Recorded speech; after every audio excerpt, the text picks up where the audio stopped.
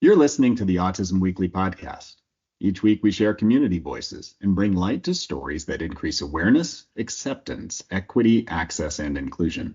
If you haven't already, subscribe to join the Autism Weekly family. I'm your host, Jeff Skibitsky. This week we're joined by Amy Gravino, a certified autism specialist, autism consultant, and founder of Ascot, A-S-C-O-T Consulting. Diagnosed with autism at a time when little was understood about it, Amy has overcome many personal and social challenges. She's dedicated her career to advocating for autism acceptance and education, with a special focus on relationships and sexuality. Amy recently developed the Adult Autism and Sexuality Kit, AASK, and she's here to share insights into this important and often overlooked topic. Welcome to the podcast, Amy Gravino. Hi, Jeff. Thanks so much. Thank you for having me. Very happy to be here today. Well, I'm appreciative of the fact that you're coming onto the show and talking about a subject that oftentimes isn't brought up, isn't talked about in many of the conferences, although you're out there doing the rounds and helping to bring discussion around it. But before we start talking about relationships, sexuality, and autism, I'd love to know what brought your passion into helping to, I guess, start the discussion, educate, or collaborate on this specific topic? Sure. Well, that's a great question. And when I think about what led me to working in the area of autism and sexuality, I feel like the threads have always been there through my life, even if I didn't know this is kind of what they were leading to. And I was diagnosed as a child as being on the spectrum at the age of 11. Back then it was Asperger's syndrome. Now it would be autism level 1. And as I began to go through, puberty around that age, I'd say, and began to have the same feelings, questions, curiosities as my neurotypical peers, I didn't, have outlets for exploring my sexuality the way that my peers did. I wasn't going on dates. I wasn't kissing boys under the bleachers. And so I kind of started writing erotic fiction as a way of exploring that. And that was sort of the first step. It was my outlet. I could be free and creative in what I was writing. And it took away the constraints, the fears of, I don't look like this. My breasts are not there. I don't know that I can do these physical acts that people are doing. And I could just be free within that writing. And so that was kind of the first block. And I felt no real sense of shame around that. I didn't feel like this is something wrong. I shouldn't be doing this. I think most autistic people don't naturally feel a sense of shame until somebody tells us that we should feel ashamed of something. And there are some great combinations in this world, like peanut butter and jelly, but sex and shame don't go so well together. They're not a great combination. So I'm thankful that I didn't have those feelings kind of from when I began exploring all of this. And so as time went on, I made friends online who were fans of the Backstreet Boys, and I would write little stories for them in our Yahoo chat rooms about them with one of the members of the Backstreet Boys or NSYNC. And I became like the designated smart writer of our little group of friends. And then, well, I'm trying to think what kind of the next piece of the puzzle would, because that was really, I had nothing in the way of practical experience at that point. Obviously, it was just as far as my virginal 15-year-old mind could stretch, which was pretty far in all fairness.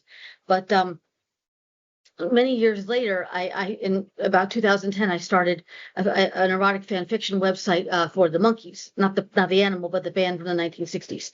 And so that was kind of another, piece, in that. And then around that same time, I was completing my master's degree in applied behavior analysis. And I chose for my thesis study to teach to adults on the spectrum how to ask someone out on a date using a mix of written instruction, role playing, and video modeling. And so I knew I wanted to work with autistic adults. I knew there was a lack of services and supports. Again, firsthand experience, obviously, trying to navigate the world as someone for whom this world is not built. And this area in particular, there was nothing in the research literature really to inform this. It just wasn't, you have plenty of things about teaching social skills using ABA, but dating skills are so complex and so different for every scenario. Like you teach somebody how to brush their teeth, that's pretty much the same every time. The task analysis goes the same, the list of things goes the same way. But teaching somebody to go on a date, every date is different, every circumstance is different. and there's so much nuance that is difficult to address. So that just wasn't kind of present in that literature at that time. But I was really interested in that, and so that was what I looked at. And then in 2013, Dr. Peter Gerhardt, who's a very dear good friend of mine, asked me to present with him on sexuality, and this was the first time that I had, even though I've been a professional speaker since about 2006, this was my foray into the area of sexuality and autism. And Peter presented from a clinical perspective, and I presented my personal story. And right off the bat, that's a different way to come at this topic, because I think that the presentations that did exist, maybe let's say 10 years ago, or even slightly before then, were all done by clinicians, always from the clinical perspective. And certain clinicians have no business presenting on this topic because of the manner in which they present on it. And it's, by definition, when we think about disability and sexuality and autism and sexuality, that's always been characterized as something that is aberrant, something that is deviant. It's not that an autistic person might be, many autistic people do engage in fetishes and things of that nature, but just the fact that an autistic person would want to have sex was considered aberrant, abnormal, deviant by the psychological institutions that existed for half a century. So we need to move away from that. And the way we've started to do that, I think, is by having personal perspectives, having people talking about themselves. And when I give my presentations now, it is a mix of the personal and the professional, because I'm now working in this area and I'm able to talk about the work that I'm doing. In 2016, I actually gave a TED talk on autism and sexuality in Jersey City. And so I was able to bring that to a larger platform. But because, again, when I give my talks, I share my experiences with sexuality, relationships, getting my heart broken, losing my virginity, all of it. People come up to me after and they will say, I'm not on the spectrum, but I totally related to that. I went through something like that. And that's sort of the whole point, is that what I saw, when I saw the need that needed to be addressed in this area, what I saw was fear from neurotypicals. The fear, number one, of parents, not wanting to see their child as an adult with sexual desires and needs, but then the fear of how this is so different. This is something so separate and other from whatever I might know about sex from my own experiences. How am I supposed to talk about this? And so in talking about my personal experiences, my goal has been to remove that fear, or to alleviate it and hopefully remove it, and show people, yes, we have things that make us different, but there's so much more that we have in common and that makes us alike. And so that's what's led me to where I am now, which is working at Rutgers University as a relationship coach in the Center for Adult Autism Services, and to the work that I have been getting to do now this year in this area. Well, the way you're approaching it, I'm sure it's illuminated a lot of people's ideas, visions, understanding.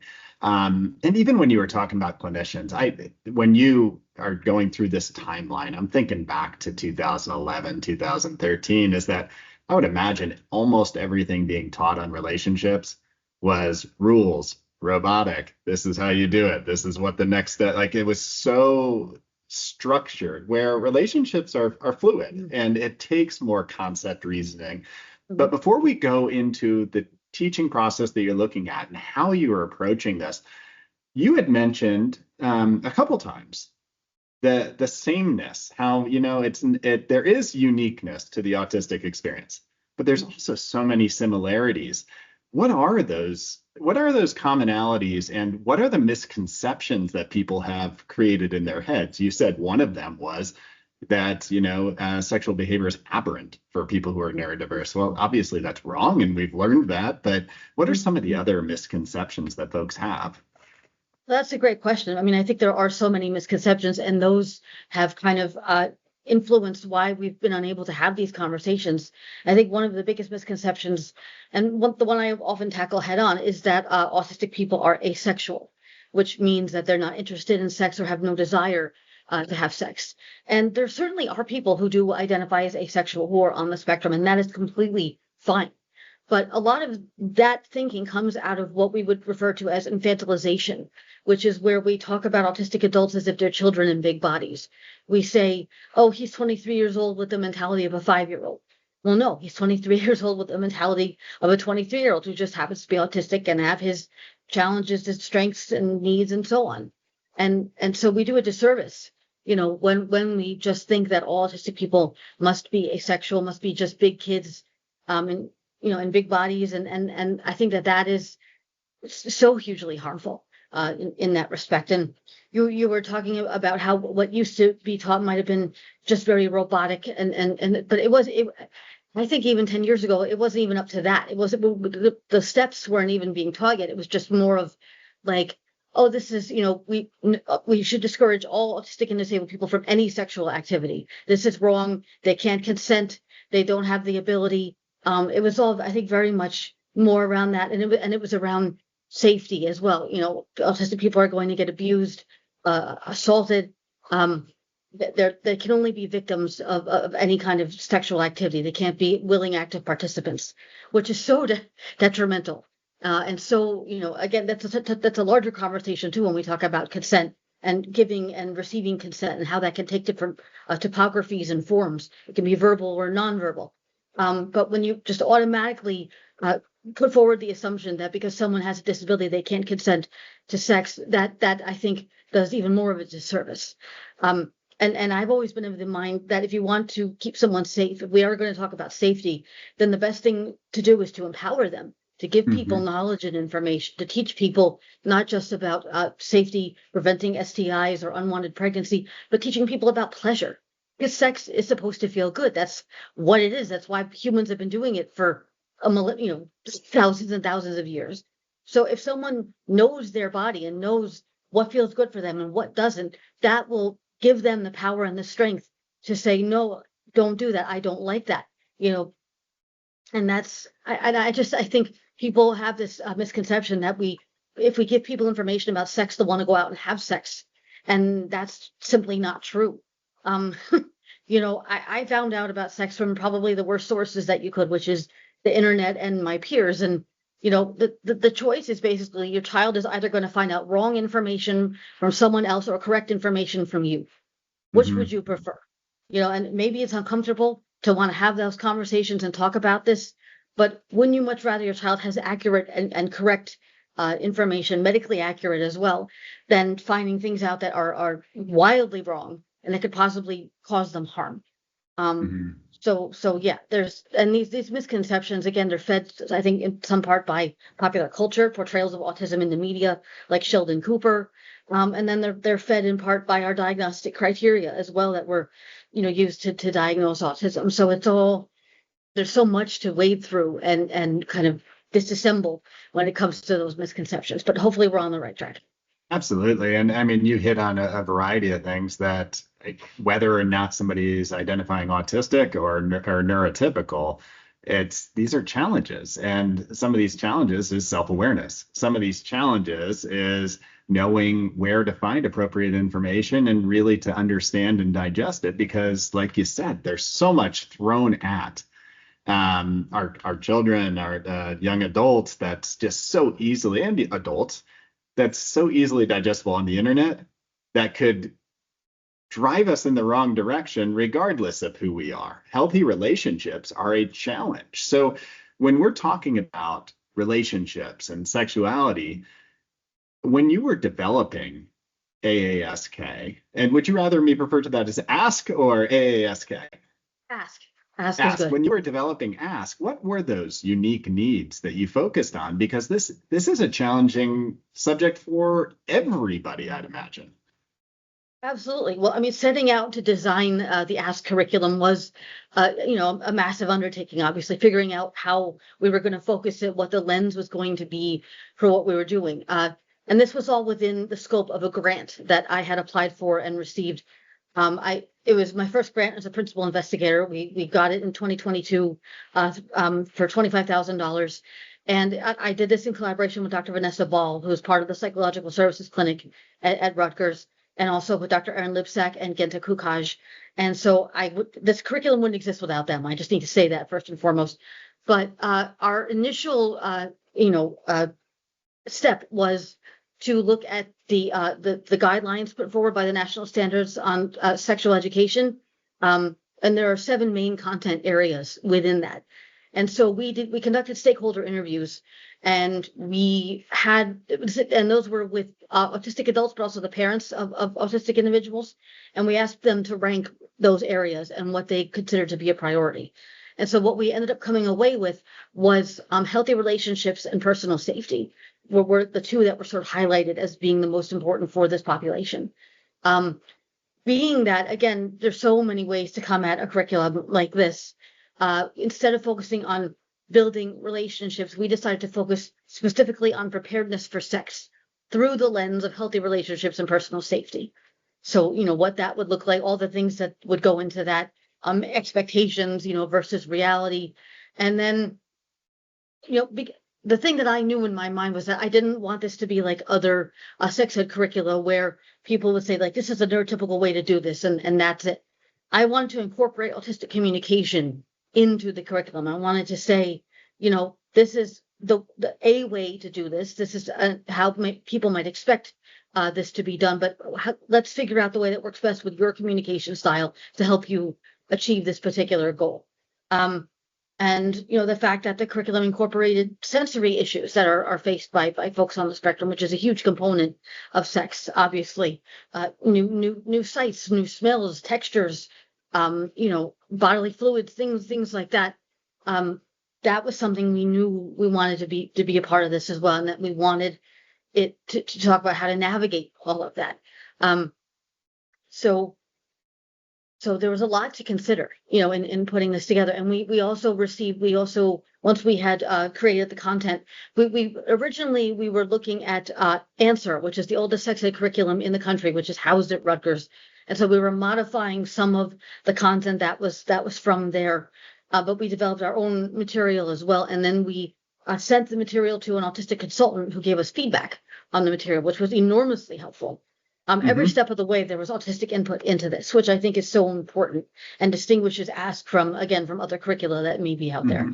So, and also the fact that what exists now is a foundation. It's not meant to be like an encyclopedia sitting on the shelves in the old days. It's not going to collect dust. We want it to continue to be added to. We want it to be a living document that's informed by the population we're serving. So that was some of the process that was involved in putting it together. So when you were talking about those surveys, one of the things that just immediately popped in my mind is I don't think that the topics that you came out with from talking and doing the surveying of parents and young adults with identifying as autistic is that those are the same topics I think I would have come up with if I were talking to neurotypical young adults and neurotypical parents of young adults, is that these are concerns that we all have, but there might be unique challenges. And that's what I want to dive into is like, okay, so those are the concerns. Now, looking at some of the barriers or skill sets or some of the uniqueness that some of the folks who identify as autistic might have within their personality or within their skill sets, that might change the way you have to tackle some of these questions. And one of the things that I'd love to start with is just the idea of communication challenges. Relationships rely a lot on the ability to be able to communicate effectively with your partner. And how does that come into play? And what is unique and how do you tackle those challenges for autistic adults? Well, that's a great question. That was certainly something that we addressed within Ask was the communication challenges. And we talked about, what you can do to improve communication with a partner. I mean, I think, the challenge as well is that someone could be in a relationship with someone who's also autistic, with someone who has another disability, or with a neurotypical individual. And the communication issues that will arise will probably be different in every one of those relationships. So it's hard to give very general advice because of that. But we did. I'm trying to remember. It's been several months now, so it's a little blurry in my mind. But we did definitely address that. How you can communicate with a partner. Other methods of communication besides verbal, if it becomes a challenge. Because one of the stakeholders we interviewed was a non-speaking individual on the spectrum who was his caregiver, but he communicated with us beautifully and shared his thoughts. And so we just talked about, what that can look like within a given situation in a relationship. How do you step back? How do you look at like the nonverbal aspect as well? The things that somebody isn't saying. Those are often challenging to read as well.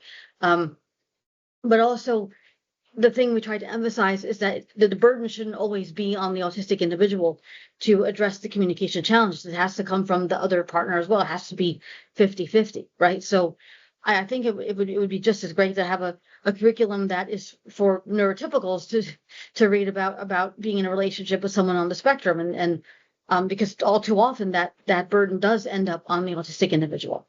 But that we try to give a starting point at the very least for that. So. Yeah, and you mentioned that the fact that every one of these relationships, every one of the partners within the relationship are unique. And being able to understand one's own partner's communication style, how they're expressing themselves, probably is a very big step. Is that something that is recommended, suggested that, that might be one of the primary focuses, is learning how and what your partner is communicating on any given base? And is that a personal kind of focus, or is that something that's taught? How does that work? That's a great question. I wish I knew the answer. I think it really depends.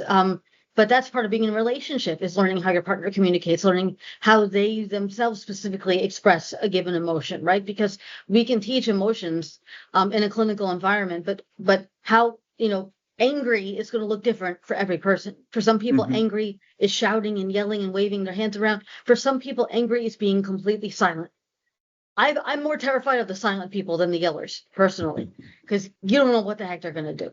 But it's so, and the same thing for like happiness. Happiness can be expressed differently for every person, and so we do encourage that it is about like getting to know your partner and their personal communication style. That what we talk about speaks more generally, but then it is a matter of listening to each other, really listening. And when we're talking about communication, when it comes to consent, that would be the next thing that kind of follows the path of, I've learned to really communicate with my partner, is that now we are exploring different components of our relationship, and the sexual component as well, is that consent becomes very important. Yes. Is this when you're looking at the curriculum through Ask, are you looking at more tacit consent or implicit consent? Like, how are you teaching this so that there's less ambiguity towards the process? It is. It's very tricky because consent, it's one thing to give it before sexual activities begin, and then in the moment, it's a lot trickier. So we talk about, again, checking in with your partner, making sure that someone's good to go ahead to the next thing. And I always give the example of one of my sexual encounters from a little while ago, where we had been doing other things, myself and my partner. And before we went on to the main event, if you will, he stopped and asked me, "Do you want to blank?" And nobody had ever asked me that before, just checked to see that. And I said, yes, I do. And it was because he'd asked me that I felt even more excited to do it. That it wasn't just assumed that this was the natural course of things. That tends to happen a lot in sexual encounters, is that there's an assumed order in which things proceed. And that was how I viewed my sexual encounters as well. And it didn't occur to me that that they don't always have to go the same way. It doesn't always have to be the same routine. And if you don't want to go to that next step, you don't have to. That wasn't something I understood up until that point. So knowing that now has made all the difference in the world. So in the curriculum we talk about the fact that consent has to be ongoing, right? It's not something that you only check in with once. You have to, check and make sure, and then the things to look for to see if your partner is comfortable or not. People might be saying, okay, yes, but then if they are, like shrinking in on themselves, if they are coming across as uncomfortable for any number of different reasons, those are things to be looking out for. Those non-verbal, again, cues that people give off through the body language. And again, one of the things that I kind of ran into that was really interesting as I was exploring teaching consent is I found on a website they had signs of nonverbal consent and signs of nonverbal non-consent. But almost all the things under nonverbal non-consent were autistic behaviors, and those don't necessarily indicate a lack of consent. Those are just simply how an autistic person might be, but it doesn't mean that they're not consenting. So I just thought, the way we traditionally, I think, even look at consent, it doesn't take disability or autism into consideration because of that. It's the same as, when the police are trained to look for suspicious behaviors in a suspect, those are all things that an autistic person might do, but it doesn't mean that they're a criminal or that they're, so it's the same kind of idea, is that we have to kind of reframe some of our ideas around especially the nonverbal consent and non-consent as well. So Yeah, and I mean, so you're talking about the consent through the process and consent beforehand, reading social cues, reading body language. All of these are challenges. All of these are very difficult components of any relationship. Is that understanding that 70% of the communication is going to be through body language and having to read those social cues. When we're talking about, and maybe I'm going to kind of look at the development of some of these skills through a childhood all the way through young adulthood, is that a lot of times is that when you're teaching the historic teaching, not how it should be now, where we're teaching a lot better for autistic individuals, but historically we taught people to rule follow. We taught people to please whoever the teacher is by responding the way you want them to. We didn't teach the self-determination as well as we should have. We didn't teach assertiveness. We didn't teach assent the way that we should have. Are these things that you're noticing, like, I really wish that this was a priority back when somebody was 2, 3 years old learning all these skills versus trying to figure it out now that they're exploring more evolved relationships? Oh, yes, no, absolutely. I mean, things like bodily autonomy and boundaries, those are things that can be taught when someone's 3, 4 years old. You start that it becomes much harder when you start to teach these things later on. Absolutely. Just what you said too about the self-determination piece. Yes, I think we tend to overly focus on compliance. Like you said, we're teaching autistic individuals to sit where we need them to sit, wear what we need them to wear, do what we need them to do. And we forget that by teaching someone to always defer to authority, to want to please authority, you're in essence creating a perfect victim, whether intentionally or not. And that non-compliance is just as much of a social skill, right? No is a complete sentence. And we're not great at accepting and acknowledging the no of autistic individuals. So having somebody come in, and they're 19, 20 years old, and their whole life they've been made to feel that their no doesn't really matter. How do you teach someone that it's okay to say no when they've always been taught that they can't say no? And so it's very hard to try to undo that after such a long learning history. And again, I don't think people have malicious intentions necessarily, but they're not thinking about their autistic children as adults. They're not realizing your child's going to grow into an adult and spend the rest of their life as an adult. And so these things have to start and be taught in childhood. You're not going to preserve someone's innocence by not teaching them about these things. You're going to just set them up to again potentially be victimized because they won't have that knowledge. They won't have that information. And it breaks my heart, because it just happens time and again. People will know who to take advantage of. They'll know who is going to have a hard time saying no to them, who's going to feel like they can't. I was that girl. I mean, that was me, I think, for a time, and also because of my low self-esteem and the fact that I felt that if I said no, then no, the voice in my head was, well, maybe no guy will ever be interested in me again. Maybe no other guy will ever want to see me naked again. So I have to say yes. And I wish I could go back to that 19, 20-year-old girl and tell her, no, like, you don't have to do this. Like, you're gonna be fine. Like, these jerks are desperate and sad. You don't need to do anything for them. But I just didn't have that sense of self-awareness at that time. And I see, a lot of young women on the spectrum now, and a lot of them remind me of me, and I just want to protect them from the world and kill anybody who would ever hurt them. But I know that the way that I can protect people is by giving them knowledge and helping them learn how to navigate all of this Yep. instead of thinking this is not something that's going to apply to these people. If you as the parent think this is not going to apply to my child, you're not helping your child. You're not, Mhm. you're deciding that an entire piece of humanity is somehow not for them or not going to affect them. And that's not true. And that's not how we could thrive and succeed in this world when you're no longer here with us.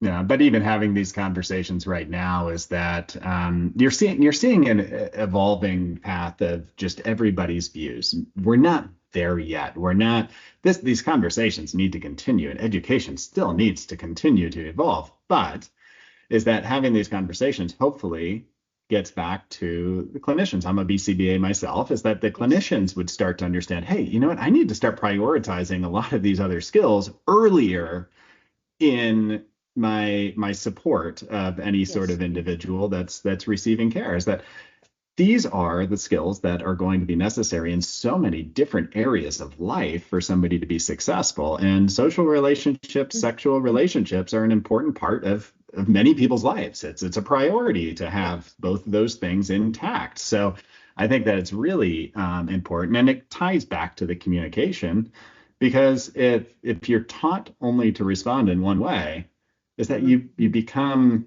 muted in the way that you should be or want to be communicating some of your other feelings. So, one of the other things that kind of I'd love to understand how the Ask curriculum works through are some of the sensory sensitivities and discussions that occur within relationships, sexual relationships for autistics, and what Ask goes about in their curriculum as far as teaching on that. Sure. Well, yeah, that was something I had mentioned earlier that we do address, the sensory challenges that can arise during sex. And so we talk about, are there ways you can familiarize yourself before you're actually going to go have sex with somebody? Like get used to the sight of what their body looks like, what your body looks like without clothes on. Maybe we have people who don't ever see themselves naked. And that again, I could say that applied to me again because of my low self-esteem. That I hated myself, so I didn't want to see myself, and so I wasn't very familiar with my body for a long time. And it's such a difference when you are. It's such a difference when you know how your body looks and you're comfortable in your skin and you know what feels good and what doesn't feel good. So figuring that out before you're actually in the bedroom, like talking with the partner about, oh, I like firm touches, but I don't like soft little touches, or I'm very sensitive in my ears or on my back, or I can't handle like sweat. Sweat is really overwhelming, and so how maybe finding clothes that are moisture wicking that might help with the sweat absorbency. Figuring out and the thing that I always say is interesting to me too. There are sensory things that I might have a challenge with if my partner was somebody that I wasn't as attracted to, but when it's someone I'm really attracted to, those things diminish. Like I have the same things that I have a problem with anyone else. I have no problem with that partner. It really it can depend, right? It really can, because of how you feel about someone. You're attracted to someone. It's easier. It's just funny how that can happen, but it does. Um, and so, yeah, letting people know it doesn't mean that your sensitivities don't exist anymore. It just means that you may be better able to navigate them because of the person that you're with, right? And I think that might not be something we actively think about in relationships, but I think it's true for neurotypicals too. There's things that, if anybody else was doing this, I wouldn't put up with it, but this is, I love this person, so I actually don't mind it because they're the one doing it. Hmm. So again, it's we tend to try to make relationships so black and white, and they're really not. It's so much more complex than that. Um, Yeah. and especially for autistic individuals, the sensory thing I think plays into that. It really, like if I'm with someone who I know respects me and cares about me, I'm going to have a much easier time with whatever sensory things are arising than if I'm with someone that I feel like doesn't care about me or doesn't respect. Like it's like night and day. It's just Hmm. night and day. So Absolutely. And I think that's where that trust piece comes in. And maybe this is where one of those misconceptions aligns, is that one of the things that I've heard, and I feel like has been debunked, but not well enough, is that these close relationships or the close emotional relationships are something that autistic individuals have not been able to successfully attain. And I know this isn't the case because there's so many healthy relationships, but where does that trust piece come in, and what, oh, I guess start with the misconception, but then also how does somebody start to build that trust in those relationships so that they can get to that point? Well, that's a great question. I mean, I think the misconception arises because autistic people may not behave within relationships in a way that's typically expected, and it kind of falls in that line of, the diagnostic criteria talk about a lack of empathy that autistic people may express, and I don't think I think it's nothing could be further from the truth. I think rather than nothing getting in, it's that everything gets in, and so many of us are unable to filter those things out. Um, and so similarly, the idea of love, that there's only one way to show love, but in fact, there are many ways of showing love. And if an autistic person in a relationship, you know, that relationship can look different from the outside to someone who is used to more typical relationships, but it doesn't make it less valid. It doesn't make it less of a loving relationship. Um, but that I think adds to that misconception. Um, and in terms of building the trust, again, we very frequently, neurotypicals demand that autistic people trust them. We demand that an autistic person trust this neurotypical person to help them get dressed or to help them get ready for school. To We demand that we trust people to help us with medical problems. And historically, and it pains me to say it, but historically, neurotypicals have abused that trust time and time again. And yet, the idea that autistic people, are robotic or don't have emotions the same way that neurotypicals do speaks to the notion that we shouldn't feel a sense of betrayal, or that we don't understand that our trust has been violated, that it somehow shouldn't matter to us because we're not, quote, normal. And that nothing could be farther from the truth. Again, we don't forget betrayals. We may not be able to describe that feeling of being betrayed, but we know what it is. We know how terrible it feels. And then to have people again demand our trust over and over. I mean, when I was younger, I wanted to trust people. I wanted to believe that people had good intentions. I'm a failed pessimist. I can't help it. I always want to see the best in people. But I've learned to be more judicious in to whom I extend my trust, because unfortunately, people don't always have my best intentions at heart. Unfortunately, some people have some very nefarious intentions at heart. And so I think we need neurotypicals to step away from the idea that it's implicit that an autistic person is going to trust them, and reframe it as that they need to earn the trust of an autistic person. Absolutely. You have to earn the trust of everybody. Is that why would it be so different just because you're dealing with somebody who maybe has a different perspective, perception of the environment or the world around them? Um, when you've gotten some of the feedback, because like you said, is that the Ask curriculum is an iterative process. It's continuously evolving and moving on. What is the feedback that you've gotten so far, and what are people asking for more information on right now? I mean, the feedback has been very positive so far. We ran it with a group at Rutgers back in January, and we did conduct post group surveys in order to get feedback from the participants. I think by and large they did find it very helpful. We Again, because everybody's coming from a different place in terms of what education they've received prior to this, so we have some very kind of basic stuff about like what is a boundary and what is a value, and things like that, just as a starting point. And also we have some things that cover anatomy and biology, just again mainly as a review, but also because we don't know that people necessarily have received that information prior to encountering the curriculum. So but some people found that a bit too remedial, some of that stuff. They felt that they were ready for the more advanced stuff. So it's, we had, some suggestions about like the pacing, picking up certain things. So right now, that's what we're looking at, is kind of restructuring some of not necessarily what we're teaching. Most of the content we feel pretty solid about, but kind of in what order we're teaching things. And we're looking at packaging it right now. That's kind of the next step, is to get this into some kind of a format that is going to be a tangible thing that people can look at it. I've had interest actually from other organizations and schools who want to use the curriculum for their students. So it's been very positive in that respect that I've been receiving all this interest. I've gotten a lot of emails from people who want to study the scope of the curriculum, and I'm over here like, I can't do that yet because it doesn't exist. Like, so that's, but I'm very excited that people are interested in it. I'm very happy that people, think that this is going to be something helpful. And there's a curriculum out of Boston University called the Hearts curriculum, which I was part of one of their advisory boards regarding that. And that focuses more on building relationships, building healthy relationships.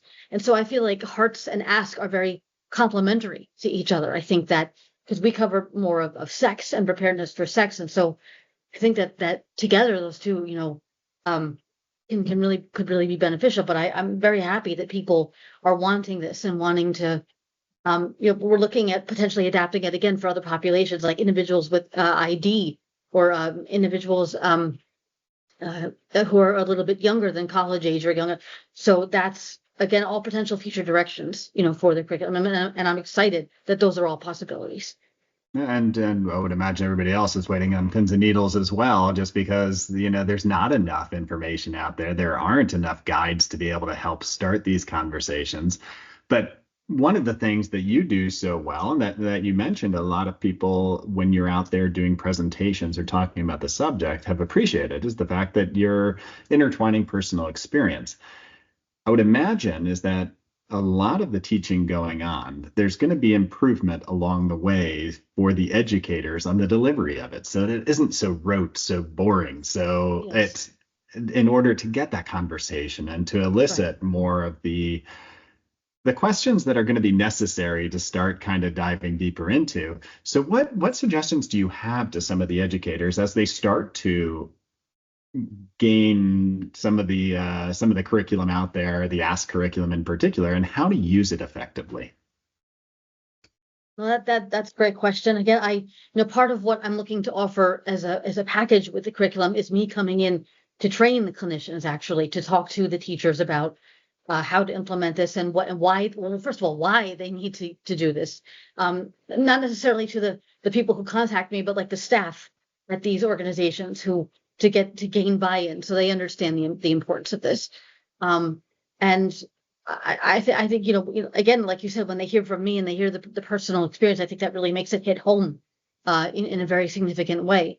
I mean, and the thing I always say to clinicians too is what I said earlier, which is that you don't have to have all the answers. The entire point of this is that this is about creating a conversation with your students, your clients, creating a conversation with the parents, creating a conversation with your administrators, right? We have to start talking about this. That's the way that this becomes easier. It's not the kind of thing where I hand you this envelope like underneath the hotel door in the middle of the night, and then you go off with this super secret information. We're bringing this into the light of day. That's the whole point, is to take it out of the dark ages, take it out of being something that's taboo and forbidden, and make it accessible for everybody. And so the way we do that is we say, like, this is messy, this is complicated. Neurotypicals don't know how to do all this. They just fake it better and hide it better. And so don't feel like you as an autistic person are the only one who struggles with this.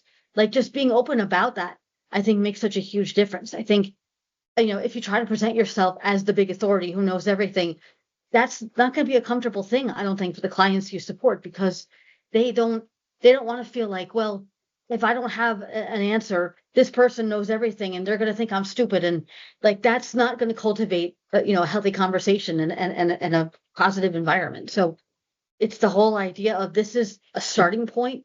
This is not the be all end all. This is to hopefully get that ball rolling and show you that there's a way to talk about this and a way to make these conversations possible.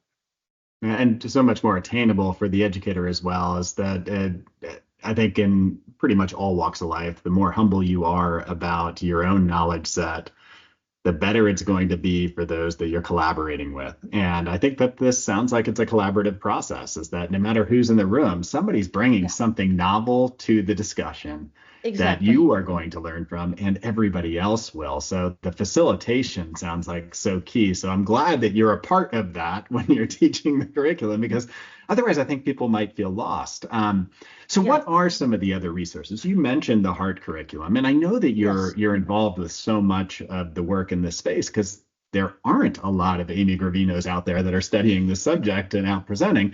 What are some of the other resources that we can reach out and use to educate ourselves or explore more topics? Sure, sure. Well, two that come to mind. One is the Sex Ed for Self Advocates from the Organization for Autism Research. That's free and available online. It's for individuals on the spectrum age 15 and up.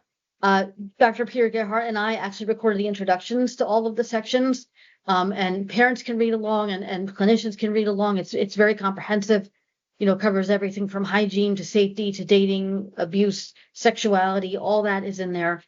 And then the other one that comes to mind is Elevated Training, which is by Catherine McLaughlin. And she's physically disabled, so that it initially was focused more, I think, on support for individuals with physical disabilities, but now there's much more for individuals with developmental disabilities as well, all about how to teach this area.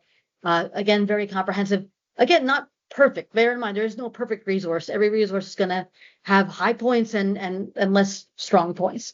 So just, from any resource you look at, take from it what is useful to you and leave behind the stuff that's not. That's the way I look at it. Oh, and I think just even having a starting point is so important just to be able to kind of start the conversation and continue it with your colleagues. But I appreciate those resources. We'll definitely link to them. Where can folks get your information or be able to kind of get more of the direct access to the Ask curriculum? Well, again, the Ask curriculum is not published at this moment. It's not really available for public consumption yet, but hopefully soon. That's what we're aiming for. My website is amygravino.com, and you can reach me at amy@amygravino.com or at amy.gravino@rutgers.edu. I'm also on Twitter or X and Instagram and on LinkedIn, so I can be found on any of those platforms. Well, Amy, I appreciate you coming on and having this discussion with us today. Once again, like every single time I have a guest come on, I feel like I walk away with more questions, some more knowledge for sure, but more questions than I ever started with. So thank you for coming on and sharing your expertise with us today. My pleasure. Thank you so much for having me, Jeff. Thank you for listening to Autism Weekly. We hope you tune back in next week to learn more about autism in the real world. Autism Weekly is now found on all the major listening apps, including Apple Podcasts, Google Podcasts, Stitcher, Spotify, Amazon Music, and more. Subscribe to be notified when we post a new podcast. Autism Weekly is produced by ABS Kids. ABS Kids is proud to provide diagnostic assessments and ABA therapy to children with developmental delays like autism spectrum disorder. You can learn more about ABS Kids and the Autism Weekly podcast by visiting abskids.com. Thanks for tuning in. See you again next week.